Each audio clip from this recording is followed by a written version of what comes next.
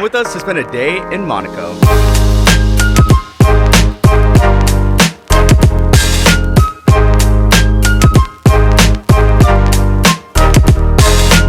Right now we're at the Nice train station and we're heading to Monaco, and it's only a 20-minute train ride from Nice. So we're really excited to see it, and also the Grand Prix is going on this weekend too, so it's going to be insane. Welcome to Monaco. All right, we're making our way to the casino, and you can hear the F1 cars everywhere. Like, the city is wild right now. It's so crowded because the Grand Prix is going on right now.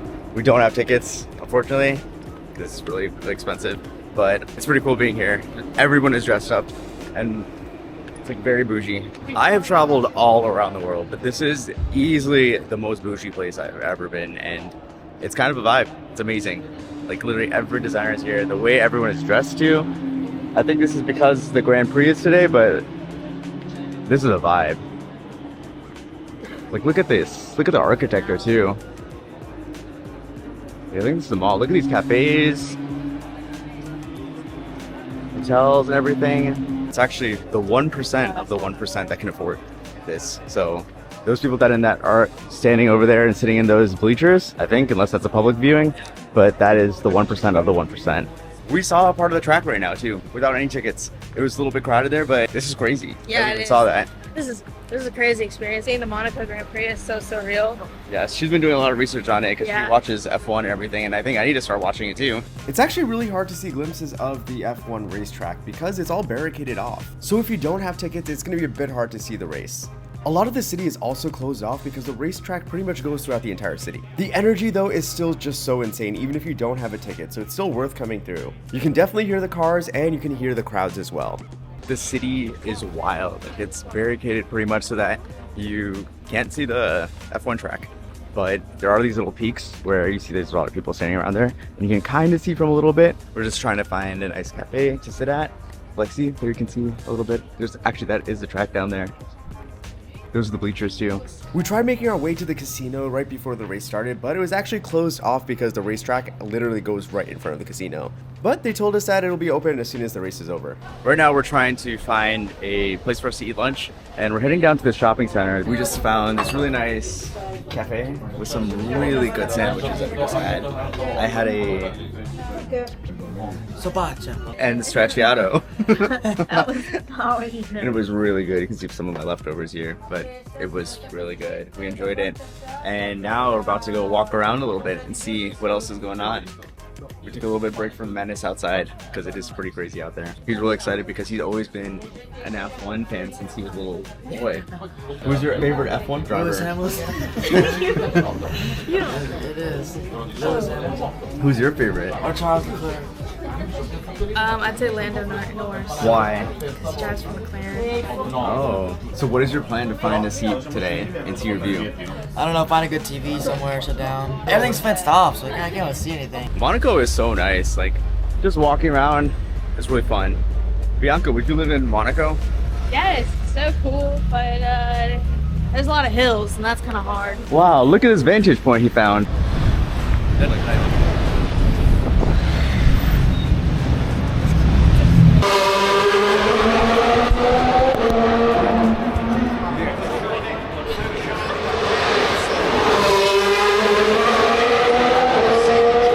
We took a short break from watching the screens of the race, which were pretty insane, but I wish we could see it with our actual eyes and not through screens. But now we're just exploring Monaco.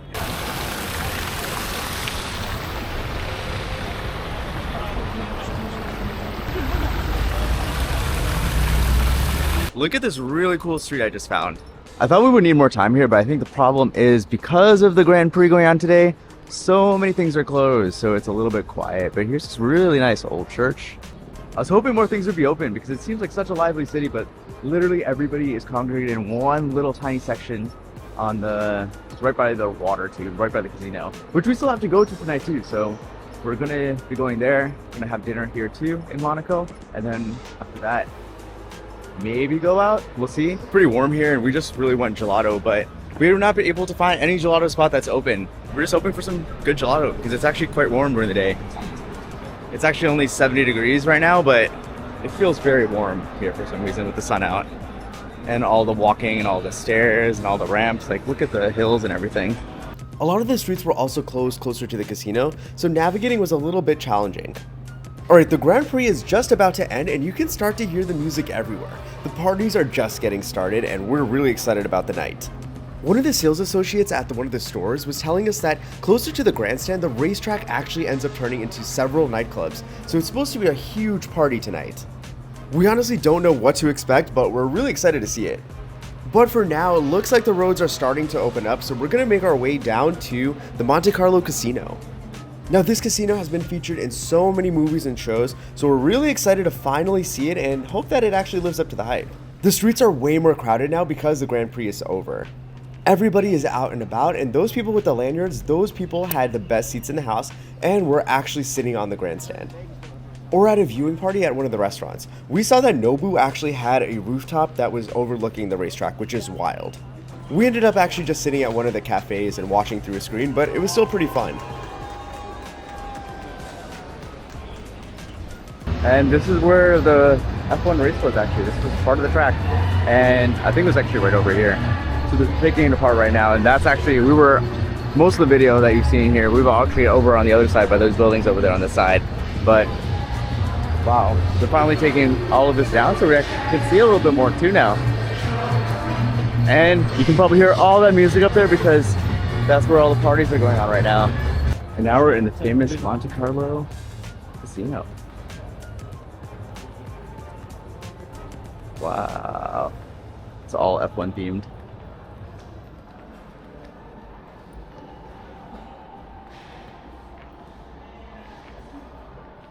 Look at the architecture in here. Wow. Yeah. We just got finished with the casino, and what do you guys think about the casino? So it's a little bit smaller than I expected, because I think this is like one of the world famous ones. But honestly, the crowd was pretty cool, so it was fun to watch. And the chairs are very comfortable. I played a lot of games in the Monte Carlo casino. It was a bit underwhelming compared to the American ones, but even like the one in Cherokee, North Carolina was better than this one, honestly. But it's okay. Yeah, it looked really grand inside. Four tables open, which is kind of weird. Yeah, there's only 4 tables. Blackjack, Holdo.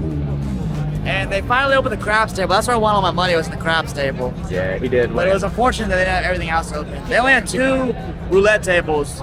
For a giant Monaco for Grand Prix, that was kind of underwhelming. Yeah, and then also to get into this, you have to pay 19 euros, but they give you a 10 euro credit that you can play on only certain slot machines. So that was kind of odd also. But overall, it was still worth going to see, I think. I mean, it's very famous. And all of this area was where the Grand Prix was too. So as you can see over there, that's where the grandstand was too. So, all right, Monaco at night. Now that it's all open again too, it's really nice. Look at this. Yeah.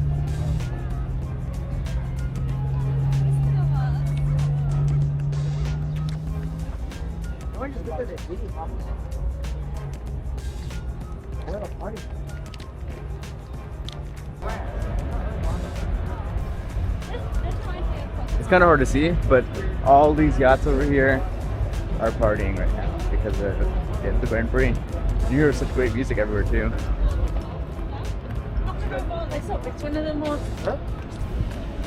We weren't able to see this earlier today because this was all blocked off because this was the racetrack right here.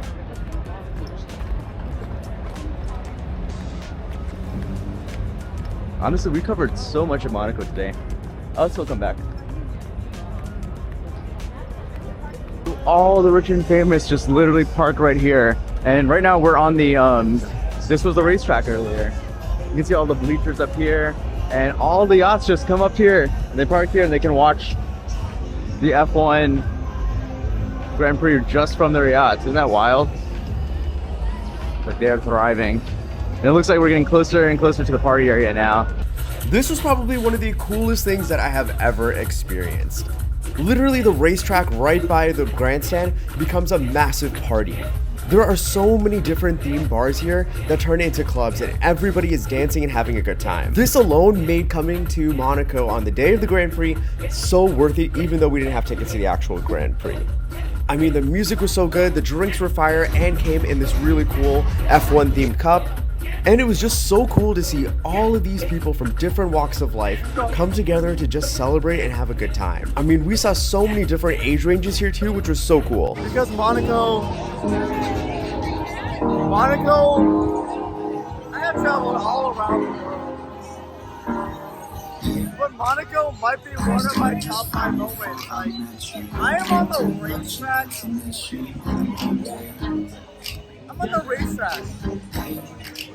And every corner of the racetrack, actually this part of the racetrack, is a club. What? Okay, now we are going back to Nice.